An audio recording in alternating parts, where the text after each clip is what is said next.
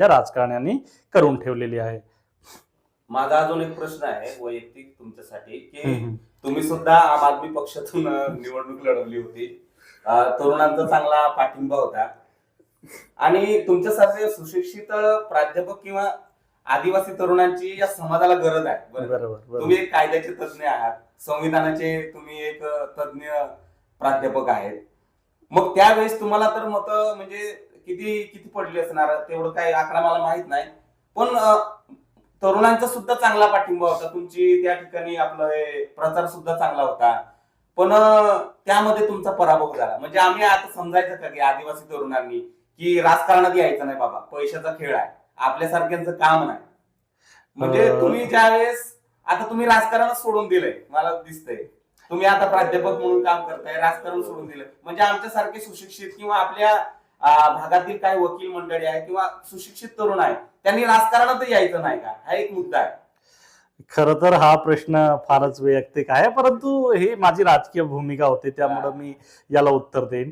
काय झालं की त्यावेळी मी विद्यार्थी चळवळीत खूप जोमानं काम करत होतो आणि विद्यार्थी चळवळीत काम करत असताना असे काही म्हणजे नंदुरबार येथील प्रकल्प कार्यालयात जी तोडफोड झाली होती त्याचे गुन्ह्यात मी मुख्य आरोपी होतो आणि त्या आरोपाच्या अनुषंगानं मला सरकारी नोकरी मिळणं अशक्य होतं आणि दुसरं की मी सामाजिक आणि विद्यार्थी चळवळीत खूप जोमानं काम करत असल्यामुळं मी राजकारणात यायचा निर्णय घेतला की इकडं गुन्हे नोंद असल्यामुळं आपल्यावर आहे नाही का सरकारी नोकरी मिळण्याची शक्यता नाही, दुसरं की आपण सामाजिक काम करत असलो तर समाज आपल्याला पाठिंबा देईल.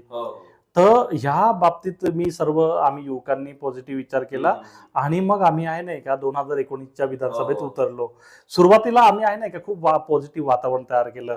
इथल्या लोकांमध्ये इथले जे काही स्थानिक प्रश्न आहे म्हणजे फार आम्ही कानाकोपऱ्यात फिरलो, लोकांपर्यंत गेलो, लोकांना सगळ्यांना सगळ्या लोकांना म्हणणं हेच होतं की नवीन काय नेतृत्व आलं तर आम्ही आहे नाही का नक्कीच बदल स्वीकारायला तयार आहोत. परंतु ज्यावेळी आम्ही मताची टक्केवारी पाहिली त्यावेळी आम्हाला मिळणारी मतं 5,000च्या आसपास होती.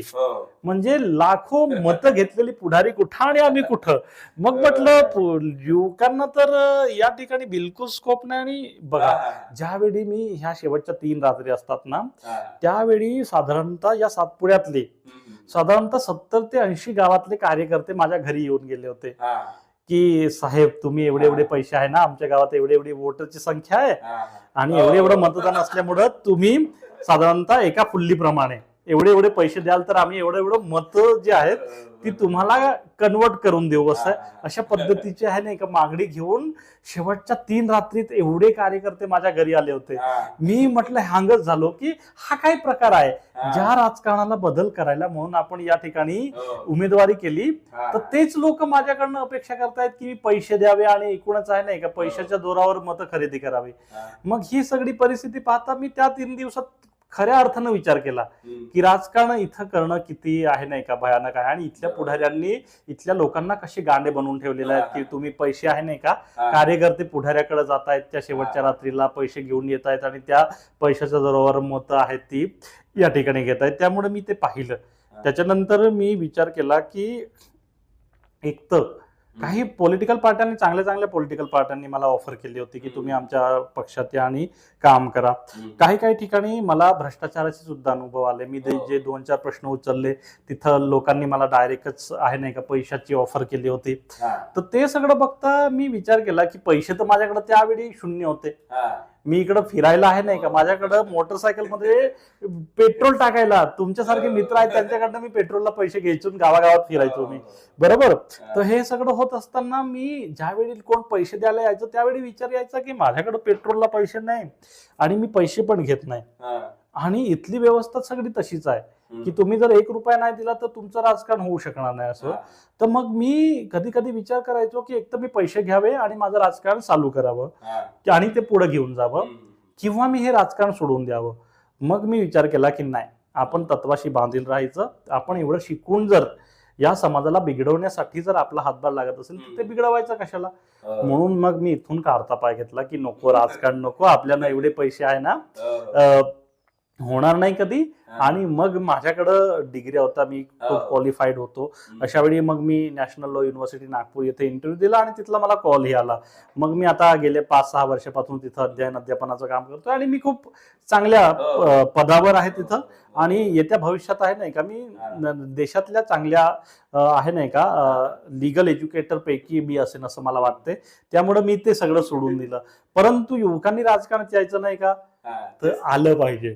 हा. पण सुरुवात कशी करायची आणि स्वतःला करप्शन फ्री हा. किंवा बरोबर. भ्रष्टाचार मुक्त कशाला ठेवायचं हा मोठा प्रश्नच आहे. तर अशा वेळी आहे नाही का, एक तर तुमची राजकीय पार्श्वभूमी लागते, तुमचे बापजादे एक तर राजकारणात असतील तर तुम्ही टिकू शकतात, किंवा तुम्ही छोटे छोटे जे काही उपक्रम आहेत ते करून हे करू शकतात. परंतु मला एकच सांगायचं आहे की तुम्ही इथं बघा गेल्या 10 वर्षात इथले सामाजिक कार्यक्रम कोणी किती घेतले ना, हम्म. तर माझे सामाजिक कार्यक्रम हो. मी स्वतः घेतलेले कार्यक्रम आणि बरोबर. आपण घेतलेले हा. कार्यक्रम आणि कोण्या पुढाऱ्यांना सगळ्या पुढाऱ्यांचे हा. मिळून केलेले महात्मा कार्यक्रम, बिरसा मुंडा बरोबर. जयंती सुद्धा आपण सुरू केली. बरोबर. हा. तर हे सगळे कार्यक्रम आहे ना, एकट्या कैलास वसावेच्या नेतृत्वात इथल्या युवकांनी केलेले हा. कार्यक्रम आणि सर्व पॉलिटिकल पार्टीवाल्यांनी काढलेले कार्यक्रम, याच्यात आहे नाही का जमीन आसमानचा फरक होता. तरीही आपल्यासारखे लोकांनी फक्त समाजकारणच करावं हम्म. अशी समाजाची भूमिका असते हम्म. आणि अशा गावंढळ पुढाऱ्याच्या हातात हे नेतृत्व सोपून बसतात. याच्यात समाजाची पण काही अंशी चूक आहे असं